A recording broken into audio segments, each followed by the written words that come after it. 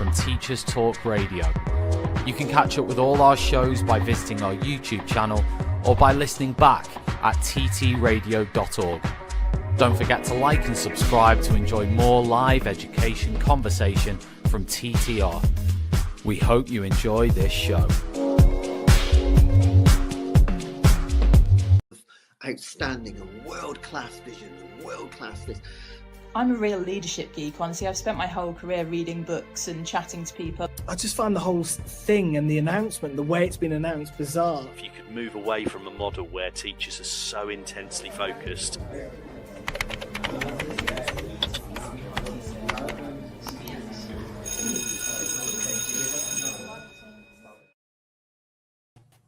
Hello and good evening, viewers and listeners, whether you're listening live or listening back. Thank you so much for joining myself this evening, Louise Pickering, and I'm here with my fabulous guest, Patrick Cozier.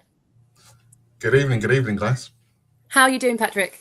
Really well. Really happy to be here. Lovely to have the chance to have a chat about stuff leadership.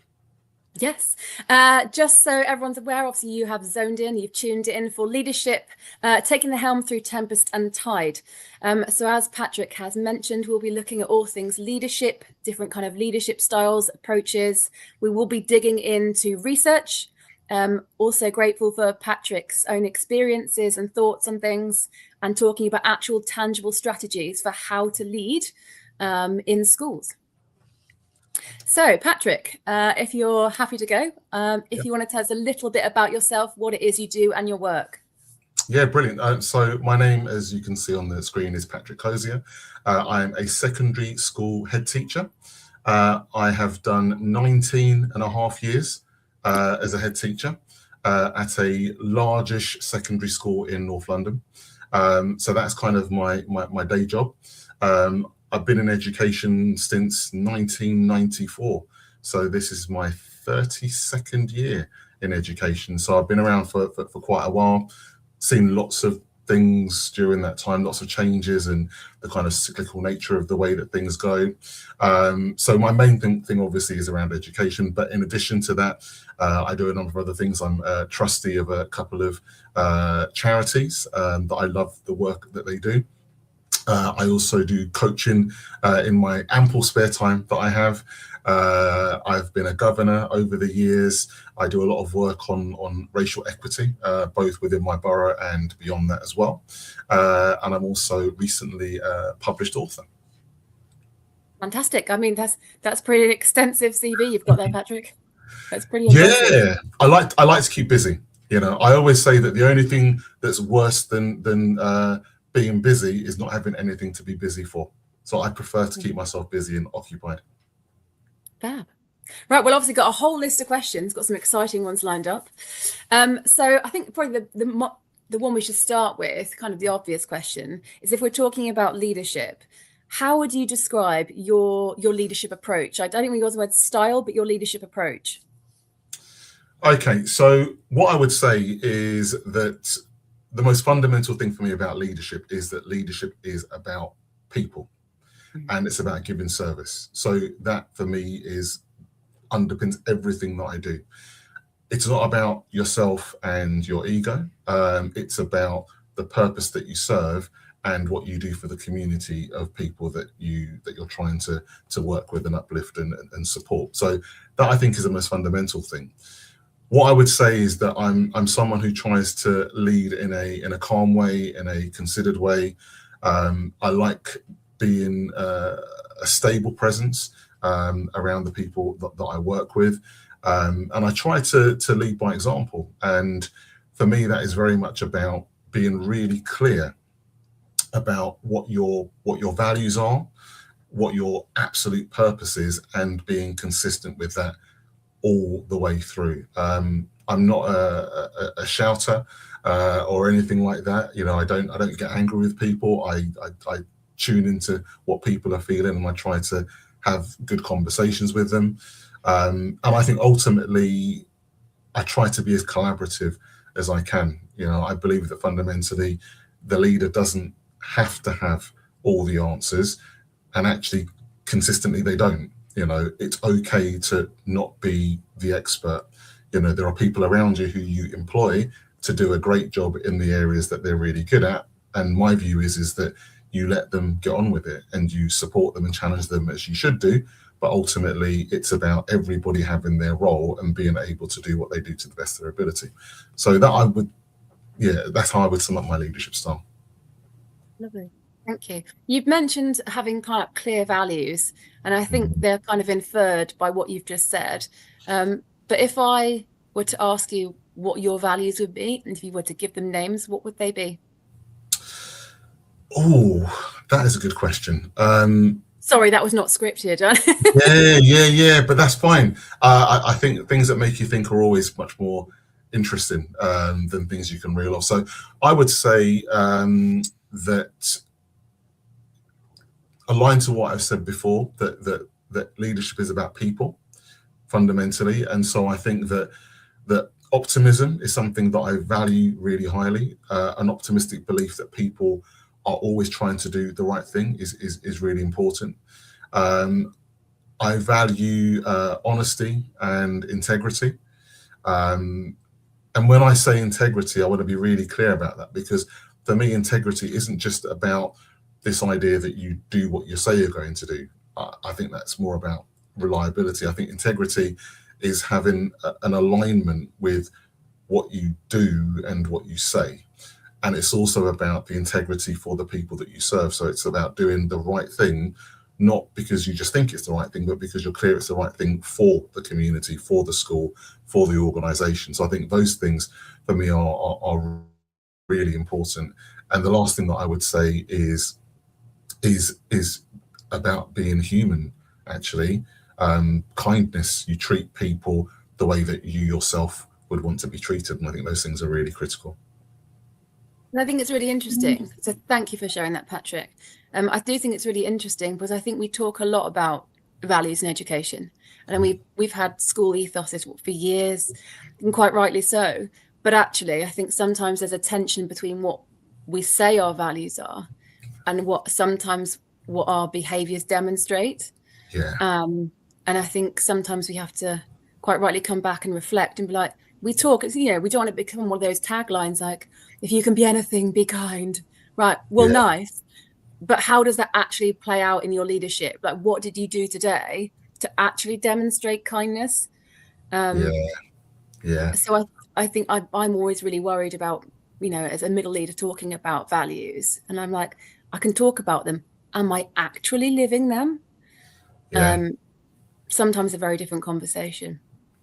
Yeah, I think you're right. And actually, the reality is that you don't live them all the time. I don't think you can. We're humans and we face situations and challenges. And so there are a million reasons as to why you are pushed off course from the things that you really value. It happens all the time. So I think that, the idea that you are consistently showing your values in every single thing that you say and do all day, every day is just unreal. It's not a realistic thing. I think what I find is whenever I feel a bit off-centered, a bit stressed and not aligned, for me, it's usually an indication that there is something that I'm doing or saying or a decision that I've taken that somehow doesn't align with the values that I have. So what I tend to do in those moments is to kind of rethink it and say, right, what is it that I'm doing that is misaligned with what's in here? And usually that's a way of finding a way forward. But, as you say, it's difficult to do it in everything that you do. I think it's more about being conscious of what they are, so that in those moments where you can be grounded, you can test your actions or your thoughts or your words or your beliefs against those values to kind of recenter you when you do get knocked off course, which I think is inevitable. I hope you don't mind, Patrick. I've just had an interesting comment come in from a listener. I'm going to put my glasses on for this. So Dr. Wayne E. Reed has said, would be interested to hear about yours and Patrick's impact and how others experience your leadership. It's hard for me to speak for other people, really. I mean, I guess, I'm gonna have to speak on behalf of other people. In terms of the feedback that I get from staff that work with me. I think that I feel confident that the things that I say are the things that people experience. Now, that doesn't mean they always agree with you, because ultimately, as a leader, you have to make decisions. And there are times where the decisions that you make clearly aren't aligned with what everybody wants, because not everybody wants the same thing. So I think you're always going to upset people at times with the decisions that you make. But I would like to think that the way in which those decisions are made, the way in which people are treated and looked after during those processes are consistent. The one thing that I would say is, I mean, I described my leadership style as being calm, and that word actually comes from an activity that I did with my leadership team a while ago, where we have a piece of paper each, we write down our names on the top of the paper, you pass it around the room, and what people do is they write something about you for that academic year, they fold the paper over, it goes around the room, and it comes back, and you've got all the things that people have said. And, you know, 3 of my leadership team use that word calm, and other words that are really similar. So I have faith that what I'm saying in terms of my leadership style is what is experienced by the people that I serve, and also the consistency of it, because I've got a strong belief that if you are really aligned to your values, then it means that you are consistent. And that's really important in terms of the experience that people get with you as well. So yeah, but that's a hard thing to answer, because I think really you have to ask them. Yeah, I'm all here for a 360 review. I don't know if you do those in your school, Patrick, or you've ever had an experience of doing those. They're always very enlightening. They're scary. Yes. I haven't done one of those for the longest time. Yeah, I think many schools don't, because it does seem to be one of those strategies that feels very corporate. And I think sometimes we're, as humans, I think lots of us, me included, are just worried about the feedback or the feed up or whatever it is that we're getting. And you're like, oh gosh, can I deal with that? And I think you have to be in the right headspace, and you have to be open to it. But a 360 review can be really useful. And obviously, Patrick, are you okay kind of explaining to us how a 360 review would work, or your experience of one? Yeah, so I mean, you'd ask questions. Depends on how many people you line manage. The anonymous thing, I think, helps people, to be honest. But sometimes if you're in charge of a small number of people, then actually anonymity isn't really possible. But essentially what you do is you get all the people who have a direct connection with you, either people that you line manage, or people that you work alongside, or people that line manage you, to fill in a questionnaire that basically says what is their experience of working with you. And that comes back to you, and then you will look at the results, and you will either be intrigued, enthralled, or possibly really challenged and crushed, depending on what people say. It's a really good learning experience, and actually I think it's probably one of the most valuable things that you can do, but it is very scary, and I think that's why a lot of people don't do it. Yeah, good point. Thank you for sharing. I just wanted to make sure they're all on the same page, because I'm sure we've said 360 reviews and somebody's like, what is that? So thank you for clarifying that for us. No problem.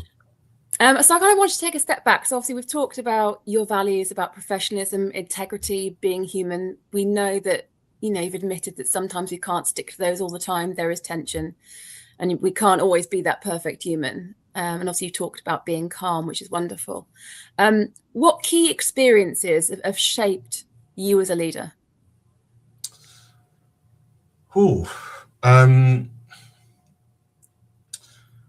I think I've learned a lot from the people who I observed leading, and that's in every way. I think I've learned ways in which I think it's really impactful and effective, and I've seen people do it in ways that I would never want to lead myself.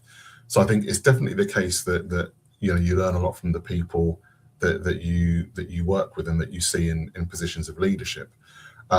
One particular person that was really powerful for me was my predecessor in this role. Obviously that was a long time ago now, because I've been ahead for 19 and a half years, but when I first joined the school as a deputy, the person that was the head at the time She was a wonderful, wonderful lady. I mean, she still is. She's still alive, and I saw her last summer actually. She's a wonderful lady, and she was so kind and human as a leader. And it was the first time that I'd really seen that in people that I'd worked with. And I always had this idea that you had to be this very, robust, decisive, almost quite cold and combative person as a leader in order to be successful. And what I saw from her in the way that she did it was actually that wasn't true. And that gave me a lot of encouragement, because the way that she led was far more aligned with the kind of person that I am. In terms of experiences, what I would say is, like everyone, the experiences that teach you the most tend to be the ones that you don't enjoy going through. It's the tough stuff that you learn from. It's all the stuff that really stretches you in ways that you couldn't have imagined. And one of the sayings that I have is this idea that adversity introduces a person to themselves. You learn a lot about yourself when you go through difficult times. And so for me, that's been about going through difficult financial situations within the school where you're having to make some really tough decisions, going through an offset inspection that didn't go particularly well, and having to explain that to the community and still, deal with the aftermath of that. And also being in a situation whereby the exam results that we had predicted actually didn't go the way that we wanted, and not really understanding what the reason was. So you learn a lot about yourself during those times, about being able to, overcome adversity, to develop your resilience, to maintain focus on solutions rather than dwelling on problems. And you learn a lot about how to find ways to keep yourself motivated whilst you're trying, as a head, as a leader, to lift the people around you, which is a real challenge.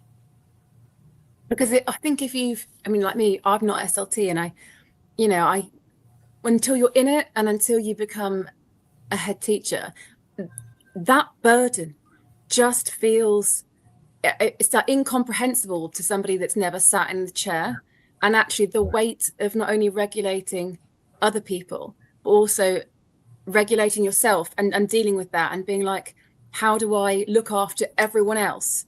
And like you say, you talked about financial pressures or pressures on staff, going through an Ofsted inspection and the repercussions of that. And actually, tell me your experience. So I think sometimes being a head teacher can be quite a lonely experience. Oh my goodness. Yeah. So I think the first thing that I would say is that sense that you don't know what it feels like until you do it is critical, because that was the thing that threw me more than anything, actually, when I first became a head teacher, was how it felt. And what I often say now to people when I talk about this stuff, and whether it's doing a talk on leadership or coaching or mentoring, what I often find myself saying to people is that, look, you can be technically prepared for leadership in terms of the types of things you need to do, the types of scenarios that you need to resolve, change management, all that kind of technical stuff that leaders have to do. But the one thing that I think is really difficult to be prepared for is dealing with how it feels, and that roller coaster of emotion that you have in experiencing the highs and the lows. So I think that you're absolutely right in saying that it's difficult to prepare for what that feels like. And I've forgotten now the second part of your question that you asked. I hope you remember what it was. Can it be quite an isolating experience? That's right, yes. So, that's massive, because, and actually what's really interesting is that I completely misunderstood what it meant to be lonely in leadership. Because when I first became a head teacher, I had this notion that this was about the fact that you feel really sort of distant from staff because you've got to keep a distance, you've got to, remain, I'm going to use the word aloof, because that was kind of what I thought it was supposed to be. You can't get too close to anyone, and you can't have too much enjoyment. And actually all that stuff is rubbish None of that is true. You know, you can be absolutely friendly and familiar with your staff and all of that sort of thing. The We lost Patrick loneliness. there. Sorry, is that okay? You back? Yeah, sorry, we lost you for a brief moment, but you returned. All right. Oh, sorry about that. I didn't realise. No, it's all right. You'll be pleased to know that I remained calm throughout the entire process. Oh, there you go. Brilliant stuff. Yeah. Yeah, so No you missed your worries. bit. You were saying how isolating it can be, and then we Yeah. lost you. And you Yeah. were So saying actually you don't need to be aloof. yeah, because I think that was the thing that I thought was the loneliness, but actually it isn't. The loneliness is about the decision making. So it's that idea that you can have conversations with a range of people, your leadership team, other people that might give you advice and guidance, and you can have those conversations. And if you don't come to some kind of consensus, ultimately the decision is still yours and the accountability is still yours. And that is the bit that's lonely, because in the end, you know that whatever happens, the outcome is on you. That's the lonely bit. Honestly, if there's somebody that's not sat on yeah, it's literally incomprehensible, isn't it? I think until you do it. Okay, so thank you so much so far, Patrick. We've had some good discussion. I think now is a good time to shout out to our generous sponsors. This show is brought to you in partnership with Hachette Learning, publishers of PD books and resources that support great teaching and learning in schools around the world. So, Patrick, if it's okay with you, I want to take us down a research tangent because we know the importance of being evidence-informed and kind of reflecting on that into our own context and what is and isn't applicable. Tell me your thoughts on leadership styles or assessments or quizzes or any of the research into this kind of stuff. I mean, I think there's something that is useful about them in terms of understanding of self and understanding of others. I think that for me, at the heart of all of this is about your emotional intelligence. I'm a really big believer in having emotional intelligence and how important that is in almost every scenario that you face as a leader. It comes back to the thing I said at the beginning, which is that leadership is primarily about people. So it's about being able to relate to people, and you know, you can't always understand everything that everyone is going through or how they experience things because you're not in their shoes. But what you can do is you can show an understanding for picking up the cues about how someone is feeling and the kind of the things that might explain their behaviors. And the reason why I think that's so important is because if you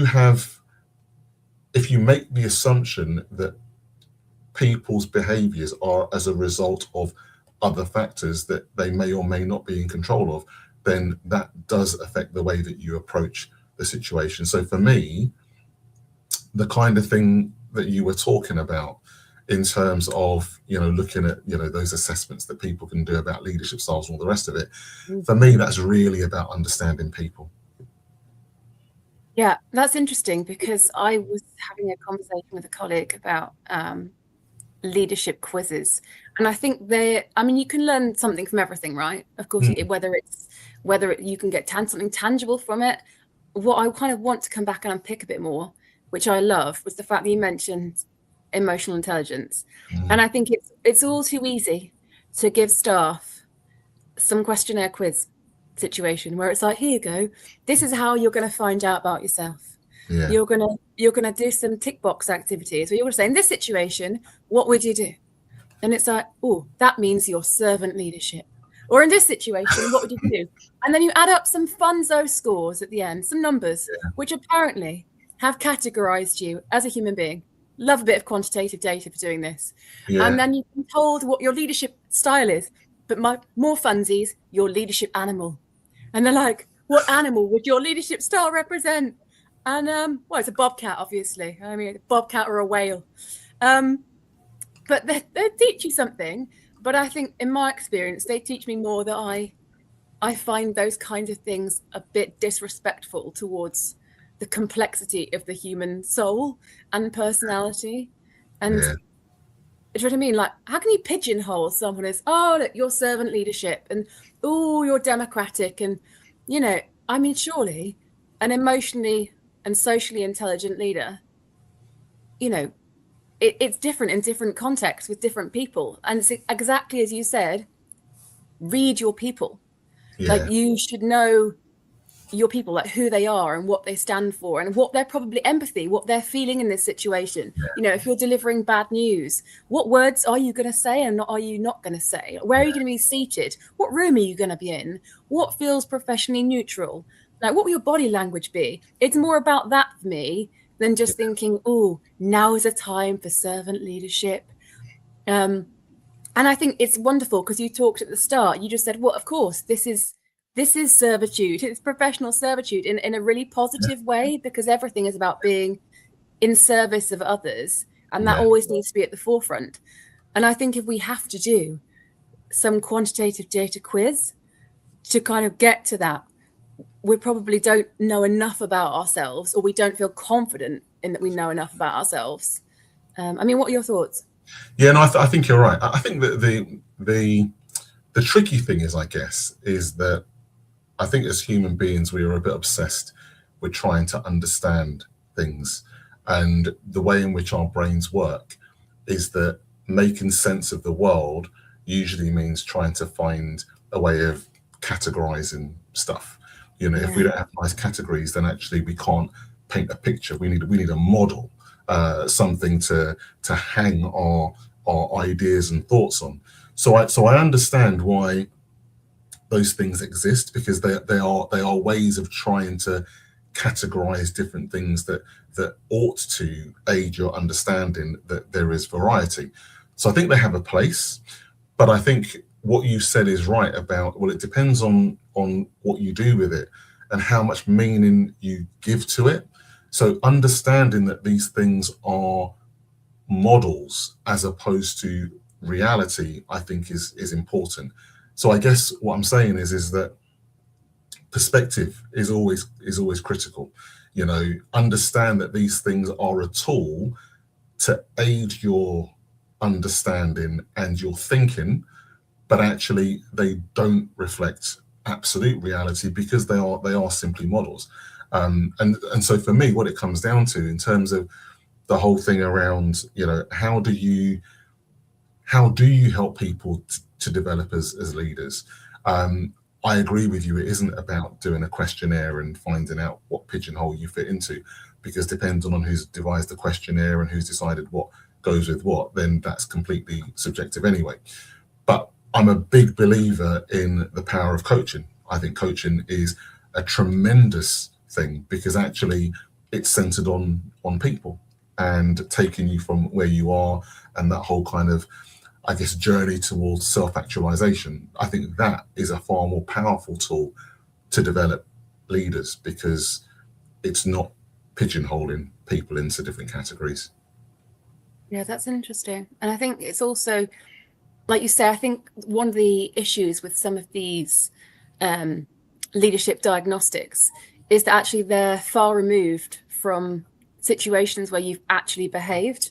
So if we're thinking, and we've got a wonderful comment coming here from a listener, a viewer, saying leadership practices are more effective than styles. And that's really interesting, because we can talk about having a style. You know, what would you do in this situation? No. What did I actually do today in this situation with this person? You know, what was the impact? And actually, did I really reflect on that? So yeah, I wanted to get your thoughts. Actually, if we've all kind of talked about some research and kind of the limitations, but also the usefulness of it as a starting point. I mean, what are your thoughts on leadership practices? Are there particular practices that you do, Patrick, that you would recommend, or things that you just think, oh gosh, that would be a massive leadership error? So I guess, like all things, it depends on how you define practices. So for me, you know, there are behaviors that you put on show every single day in the thousands of interactions that take place every day. So, you know, things like, having really good manners and good courtesy, the ability to treat every single person in your school community in exactly the same way, trying to be as visible as you can. And that's not always easy, because there are times where you have to be doing things that require you to not be in the space, but trying to be as visible as you can, trying to be accessible, being as human as possible in your interactions, being interested in people, so your conversations are not always just about what's happening professionally, but do you know something about that person? And, how's mum getting on, because you were aware that mum was ill, last week, or, oh, how's the little one getting on in terms of preparing for their GCSEs? I think those sorts of practices are important. On my calendar, I've got every member of staff's birthday on my calendar, sort of preloaded. So I always make a point of sending a quick email saying happy birthday, hope you have a wonderful day. If I see them in person, then I do it in person, even at the weekends, because people's birthdays and Saturdays and Sundays, even in holidays, I still flags up, and I think, all right, I'll send them a quick message or whatever. So I think there are lots of things that for me are really important, which is about connectivity, really, and being accessible to the people that you serve, and that goes with the students as well. I have some great conversations with students. I was speaking to some year 9s the other day, and we had a conversation about whether it's scones or scones, and I think we agreed collectively that it was scones, and then it went on to whether we put jam on first or cream. And I said to them, well, I've always been jam rather than cream, and one of the girls said, sir, we can't be friends anymore. But I think it's having those interactions, I think, are really important for me as leaders. We're going to take us off on a scone tangent here, Patrick, because my dad's side of the family are all from Hull, and we grew up. My mum, however, not, just from different parts of the world. She was an RAF baby, so she always pronounced it scones, and she was the one making them, so they were always introduced to us as scones. And in recent years, my dad slipped back into calling them scones, and I said to him literally last weekend, Dad, how will you now call them scones? He's like, Louise, they've always been scones. We just called them scones because your mother was baking them. Oh, that's beautiful. I know. Well, eat, don't bite the hand that feeds you. So absolutely. never little gift horse in the mouth and all that jazz. So yeah, so I get both in my house, and interesting. Okay, so I also wanted to, it's a good time, Patrick, if it's okay with you, to give another shout out to one of our other generous sponsors, AQA. Ready to make an impact beyond the classroom, AQA is looking for teachers like you to become examiners this summer. You'll build your CPD, strengthen your understanding of mark schemes, and gain fresh insights to enhance teaching. It's flexible paid work that fits around your commitments, with full training from our experts and ongoing support from our experienced team leaders. Whether you're an ECT or have years of classroom experience, examining with AQA is a really valuable way to develop your knowledge and join a community of subject specialists. Join AQA as an examiner this summer, and if you're interested, please do pop onto the AQA website. On an aside, my sister does AQA team leading for English, and I think one year she made quite a lot of money. She made like 7,000. Wow. So there's quite a bit of cash available. Yeah, because you take more on. So once you hit your quota, you take more work on. But yeah, fabulous. Thank you for that, Patrick. Yeah. Okay, so moving on then, I wanted to ask you, we've kind of talked about the isolating feelings that you can have with having to make those decisions, and the fact the accountability can rest solely on your shoulders for lots of key decisions. How do you manage the cognitive load with that? Yeah, that's tough. It is really tough. I've had to learn over the years the importance of being organized. I am not a naturally organized person at all. I really am not. And I've had to learn so many strategies for being more organized and being able to compartmentalize things, because ultimately it's about having the ability to be focused on the right thing at the right time, to the exclusion of everything else. And I think that's really difficult to do unless you have systems and processes for parking things and making sure you don't lose them. So I'm a really big believer in what I call having a second brain. My second brain is my calendar, my notebook, my to-do lists, which are all electronic. I do these things electronically, and having systems for when you check those things and when you go back to them, so that you always have the confidence that you don't lose anything. It doesn't mean you get to everything you want to get to in time, because sometimes it's just too much to do, but you always feel in control of the volume, because even though you've parked it somewhere, you have a system for knowing that you are going to come back to it. And I think that's important. So what I do is every Sunday, I have what I refer to as a line management meeting with myself. So every Sunday morning, I spend a couple of hours literally going through my calendar, double checking what I did, what I didn't do, making a new to-do list, then putting it all into the electronic device, listing it out, ordering it, so that I think when I'm gonna do this, looking forward in the calendar, what do I need to prepare for? And I do that every single Sunday morning. And what it means then is that for the week ahead, I've at least got a plan. I never stick to the plan, but having it means that at least I know if I deviate, how far I've deviated, but I'm in control of what's happening. So I think that for me is really important in terms of that cognitive load thing. Oh yeah, I mean, I love a list. I'm here for a list. I'm neurodivergent. I don't know, some of our listeners might be. I don't know if you yourself, Patrick, are, but my brain is noisy. It's noisy all the time. And I'm forever thinking, what's my body doing? What am I doing? What am I meant to be doing? Where am I meant to be right now? There's a song playing in my head. Do you know, as I came on, I thought, Patrick, I've not got any like musical interludes for us. Maybe just tonight, and I'm gonna make it feel alright. We've been talking about music, prior to this. Absolutely, I thought we'd have a musical intro. Do you know, it's a shame. I'd literally, if one of my speakers is down here, I'd literally get it out now and like hook up my phone. But yeah, my brain is very, very busy, and annoyingly, it gets even busier at night time. And I'm there, I've logged off. It's like 9 p.m. and I'm thinking, I'm going to settle down. I'm going to settle down. I'm going to settle down and have my dinner. I'm going to watch a bit of The Night Agent. And then before you know it, my brain starts pinging in it. Hey, you haven't done this email. You haven't sorted this meeting. You haven't done this. Oh, the only way I actually feel in control, I feel like I have any internal locus of control, is if I list it and I then prioritize it. And like you say, it never goes to plan, because what in schools does. Yeah. And I think if we beat ourselves up for things not going to plan, we'll just go in circles of I've not done this, I've not done this. Yeah. And now there's something that I struggle with. I don't know your thoughts on this, Patrick. I struggle with the ongoing nature of stuff. Like tasks never feel done. Like the curriculum design is never done.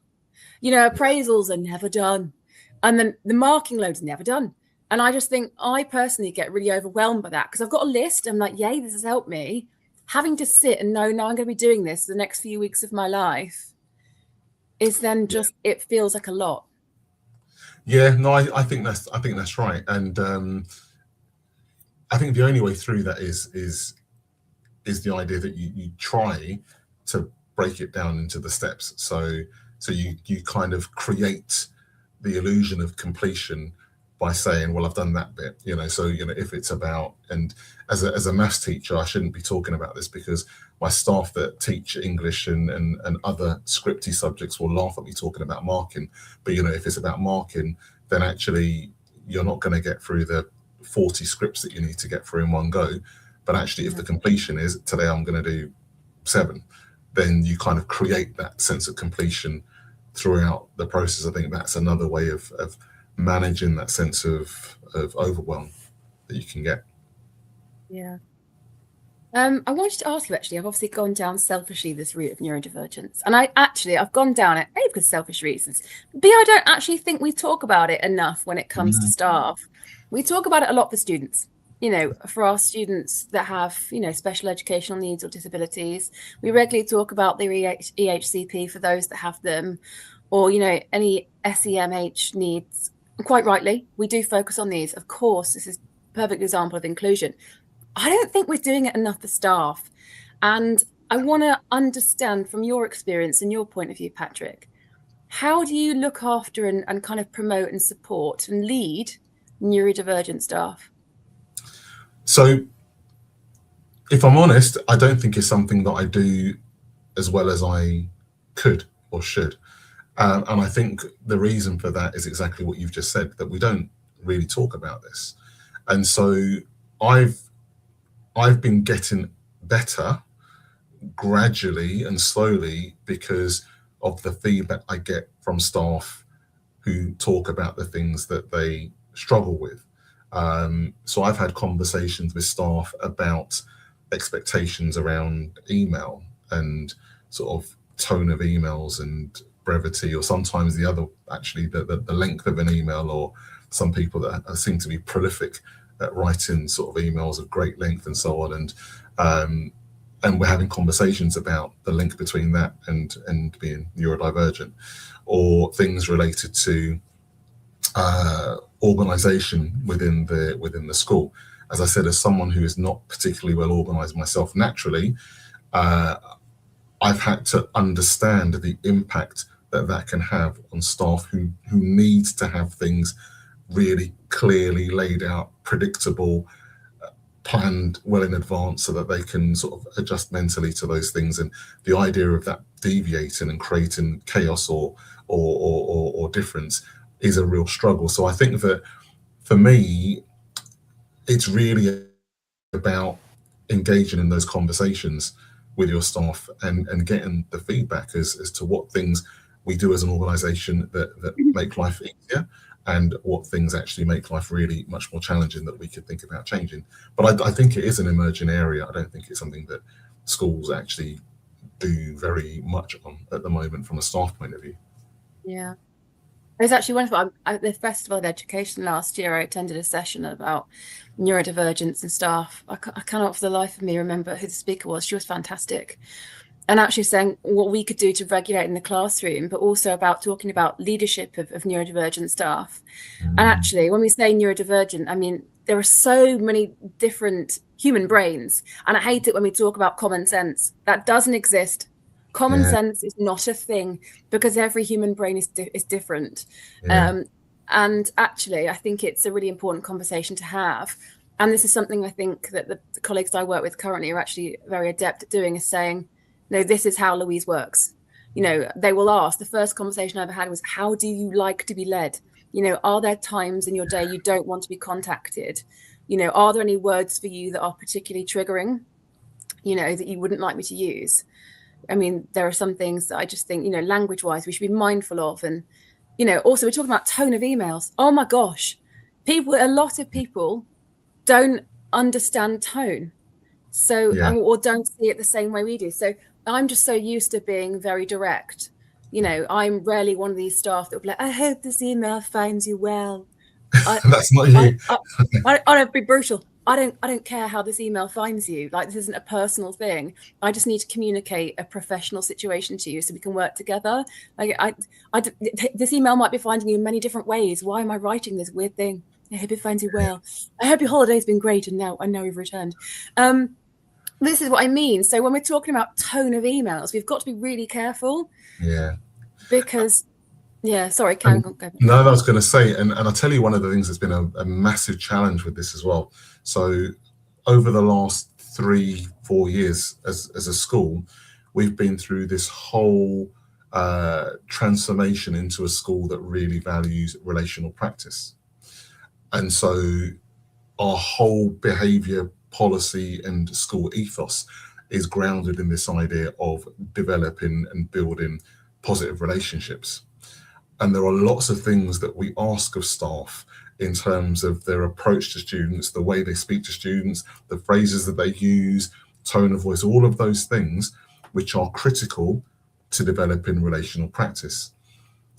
That reveals some of the neurodivergence we have within the staff body as well, because some people find it really challenging to do some of the things we're asking them to do. So I think there are lots of areas, as I say, for us to develop and get better on.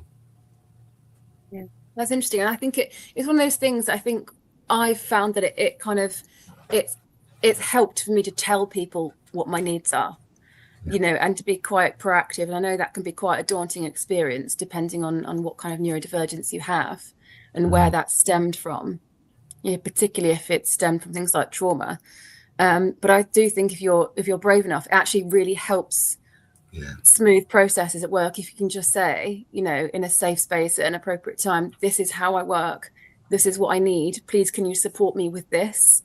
I mean, I've had a colleague that says to me quite rightly, if you give me verbal requests, I'm also going to need them written. I'm going to need emails, because it's a lot of cognitive load what you're asking, especially if you've nipped into my lesson midway through a lesson.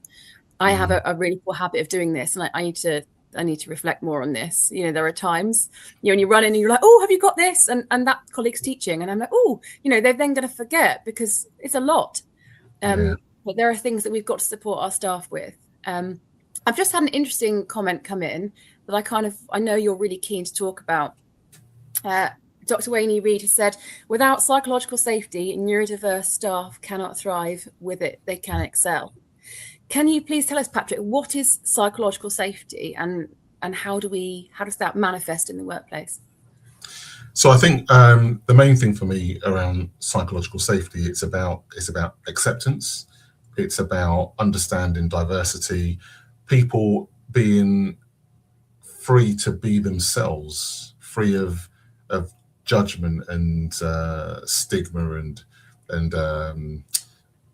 and negative reactions. I think that creating that sort of an ethos is really important, where, you know, as I say, people feel safe to be who they are and feel valued and involved and protected and all of those things.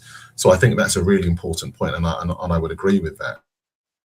And that's not just about being neurodivergent, that's about all aspects of diversity, you know, whether it's race, ethnicity, gender, sexuality, it's all of those things. As a school, as a community, being really clear that every single person is valued for who they are. And I think that's critically important. That's really interesting. And I think, like as you said, it should apply for all staff. It's not it's not even necessarily about being inclusive, although that's part of it. It's about creating a climate of safety, like you said, where people can actually be themselves and they feel safe, judgment-free to take risks.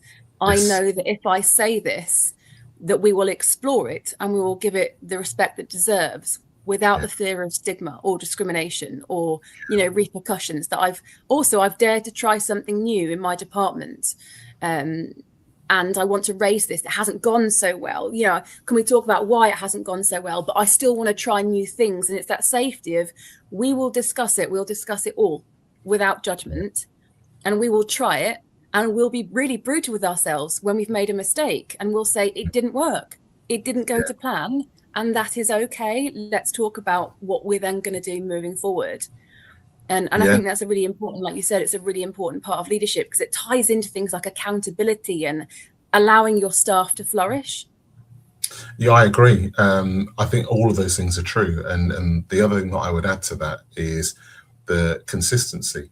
You know, I think that leaders who are consistent, you know, predictable, create a certain level of safety around them.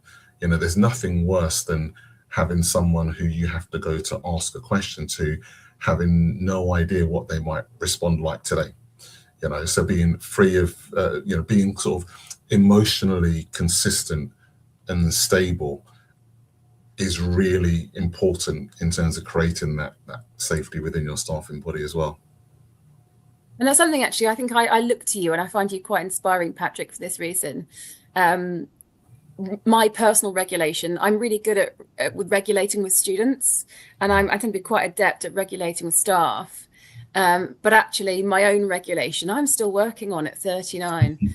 Honestly, I'm still working. I get the rage. And I'm like, oh, and I'm like, don't take that outside. What can I do to regulate? So I think it's interesting, you know, thinking about our own tactics, our own strategies, and kind of knowing ourselves. And also creating a safe space for that. You know, you didn't quite do it today, Louise. Like, you didn't quite regulate yourself. What went wrong? And do you want to talk about it? And what support can we give you? Love a bit of those conversations. Yeah, absolutely. Okay, so there's, sorry, carry on.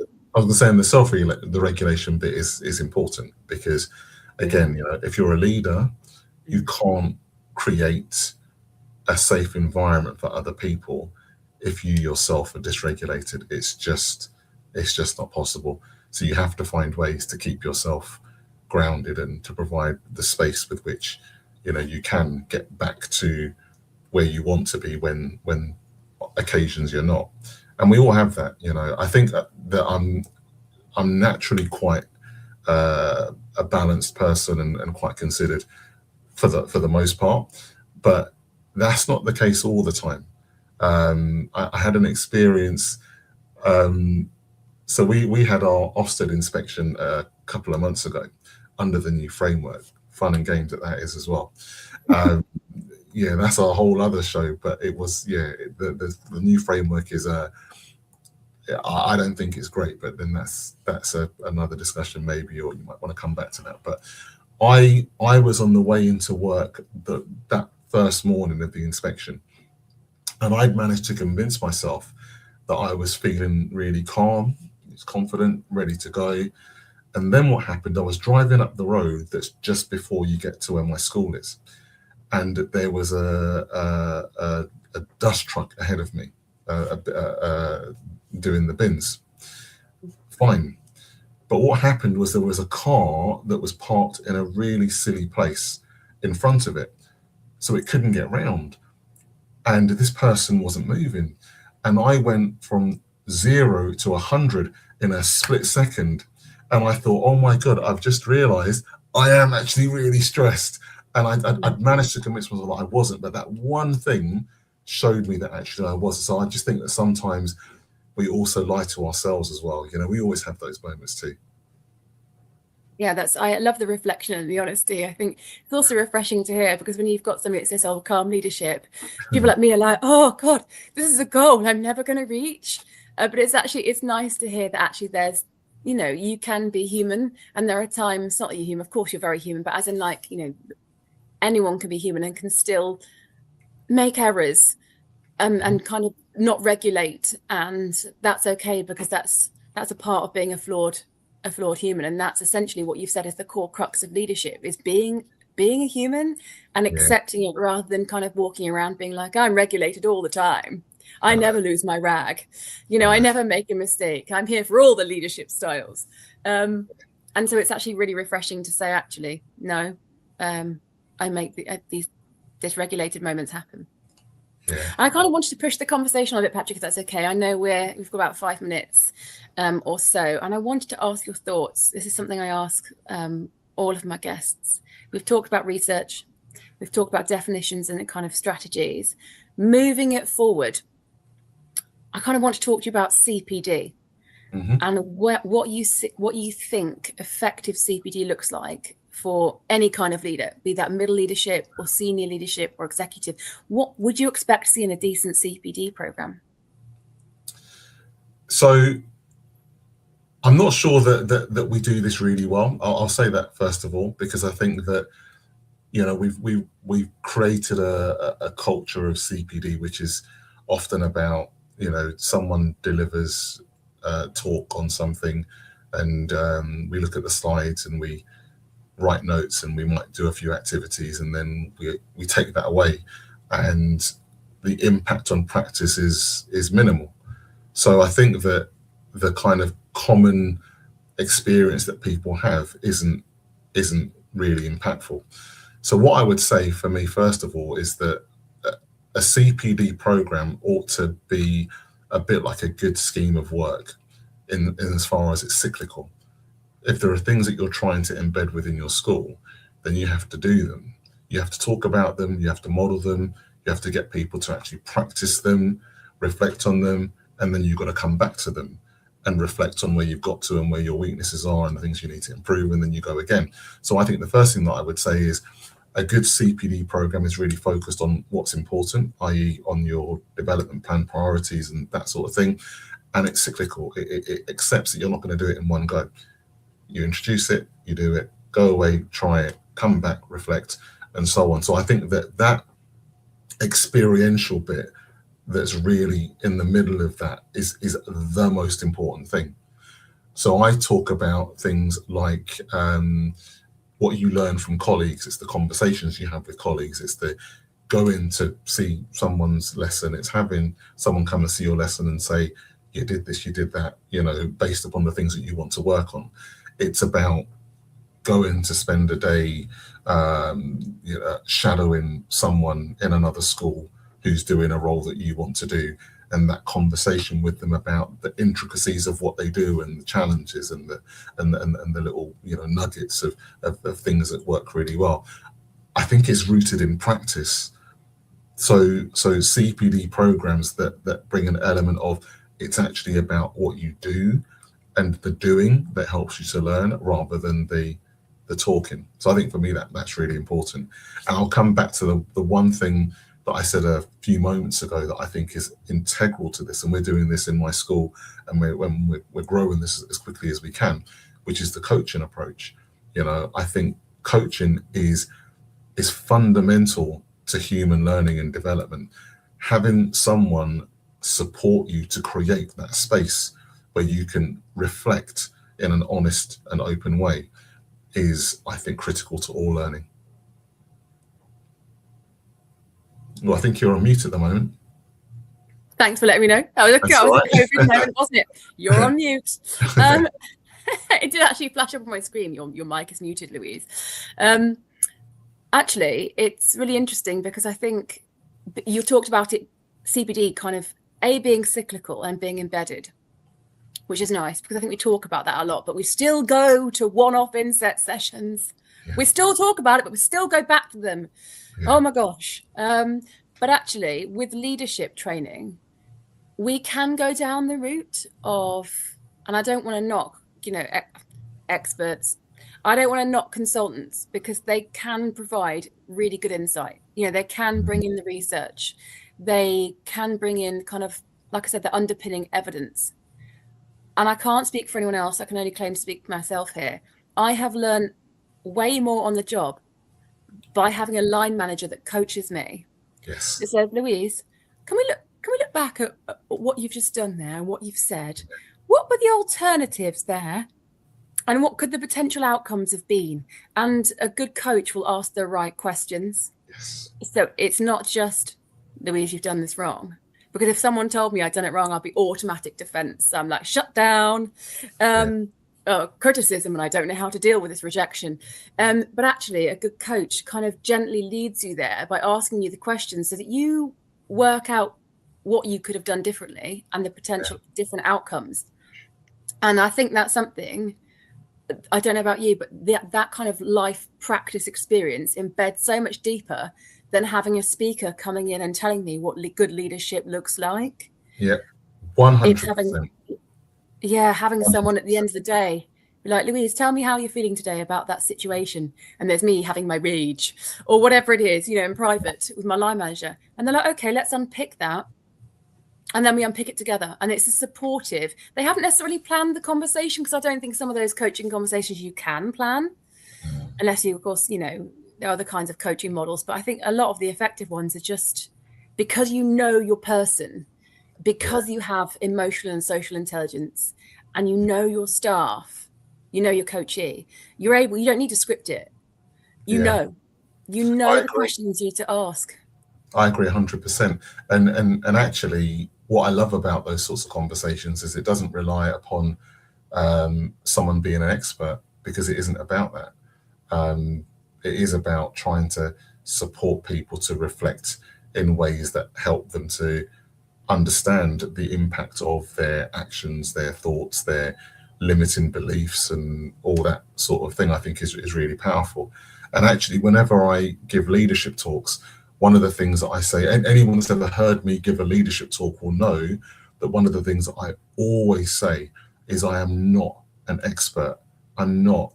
There is so much that I don't know, and I make mistakes every single day.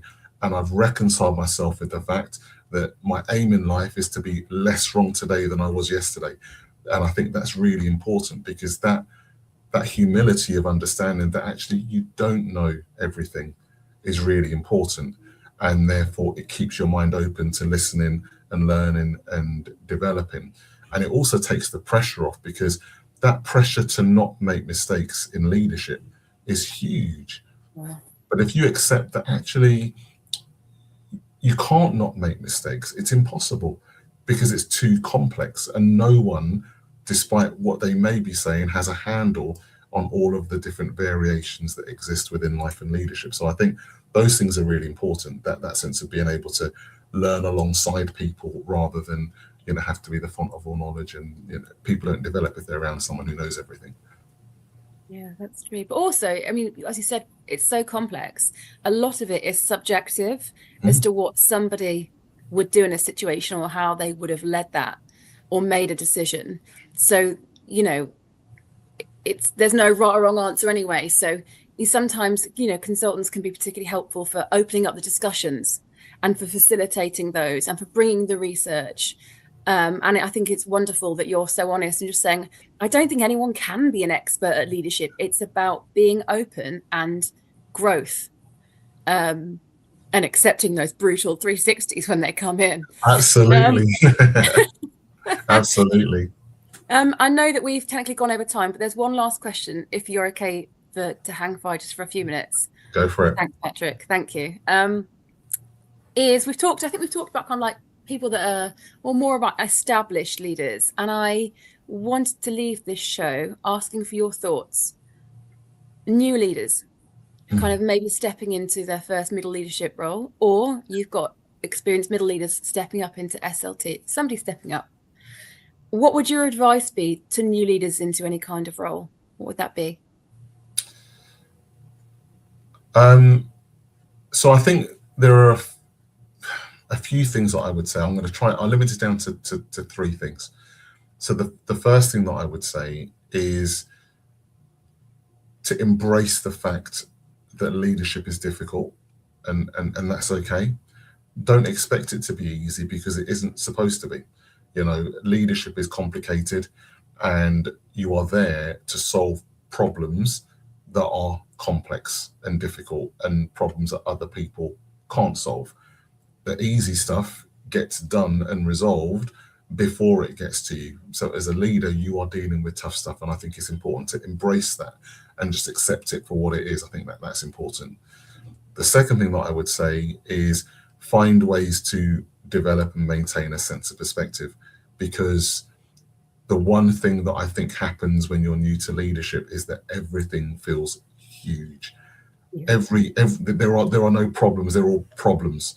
And you have to find a way, either through your own self-regulation, questions you ask yourselves to reset, or the support of other people around you. You have to find a way to develop that sense of perspective, to be able to identify things that are actually relatively small issues and be really clear about the things that are critically important. And then the last thing that I would say, and this is my personal favorite, is that you have to be the best leadership version of yourself. You have to be you as a leader. The worst thing that you can do is to try to replicate anybody else. We talk a lot about imposter syndrome. You know, you become a leader and you feel like an imposter. And I always say that it's harder to feel like an imposter when you're being yourself. So you have to find a leadership style, a set of values that align with who you are, and be the leadership version of that, because that's how you find a way to navigate the challenges of being a leader. And ultimately, it's what gives you your consistency. It's what gives you the ability to make tough decisions when there are no easy answers, because you're grounded in your values. And ultimately, it's about the way that you make a difference. Because if you arrive at the leadership table and you replicate the status quo, then you're not making a difference. Yeah. The whole point of you being that leader, the whole point of being in a diverse working community, is that actually what you bring is different to everybody else, because nobody else is you. And you effectively are your own superpower. So my thing is, be yourself and lead in the way that you want to. Thank you. I think that's really insightful. I think that you say when you're thrust into a new position, you're like, everything becomes pivotal and everything is critical, and everything you've done you haven't handled properly, and then you go home and you're like, has anyone died? You know, This is it. Then are your limbs still attached? You know, did you do Yeah. your best? And I think actually, something it sounds like you and I are really similar on this, and so lots of leaders are. You've got to live with your version of yourself. So I think you've got to be really careful to know who you are and what you stand for, as you say, your values. Yeah. And I've never been a yes person by default. I've always been tell me why, convince me, what are all the different angles? And whilst that means sometimes you may find it harder to find a role or a school because you're willing to stick your head above the parapet and say the difficult things, it does mean that actually you go home at the end of the day, I was true to myself, and I'm not losing myself to any title. I did my best. I stuck by my principles, and I protected my team and my staff and my students and my families. And like you say, I think that comes from you. And like you say, I think it's really important to keep your perspective. 100%. Well, lovely. Thank you so much, Patrick. I've learned so much this evening. Even your calm, approach to conversation is wonderful, because I often speak like a speed train. I get really excited about stuff. And I think It's been a real pleasure. And honestly, I learned so much about kind of like your take on leadership styles. For anyone playing back, thank you for kind of listening in. We talked about different leadership styles. We talked about research, the kind of strengths and limitations, talked about the importance of values, strategies, CPD. It's been great. I've loved it. I've learned a lot. It's been a real pleasure. I've really enjoyed it, and it's been a lovely conversation. So thank you so much for having me on. I'm really, really honoured to be here. Thank you. If people are willing to reach out, and I imagine a lot of them are, Patrick, from the things you've said, if anyone wants to reach you, where can they find you? So I am active on a number of social media platforms. So if you search for Patrick Cozier, there are not too many of us around. So you're likely to find me quite easily on, I'm mostly active on LinkedIn. But I also have a profile on X. I am still on X. I know a lot of people have left. I am still there. I know. I think about it all the time. Still on X, still on, also on Blue Sky, Insta, TikTok, Facebook, a lot. But yeah, if you search for Patrick Cozier, you will find me. And yeah, do reach out. I do answer my DMs. Sometimes I can take a while, to be fair, but I will answer them at some point, and always happy to engage with people who want to talk leadership and education and stuff. So yeah. Lovely. Well, thank you so much for your insight and your honesty, Patrick. It's refreshing to have those kinds of conversations, I think, about humanity and integrity. So thank you so much for your time. We'll let viewers go and enjoy their dinner. We have gone a little bit longer than usual, but it was a really good conversation, so I'm pleased that we did. I will see you all in a few weeks' time. I'm not here during the Easter holidays, but I will be back afterwards. I will put out my show schedule for those of you that are interested. So without further ado, thank you so much, Patrick, and thank you so much, listeners, and have a wonderful evening. Bye-bye.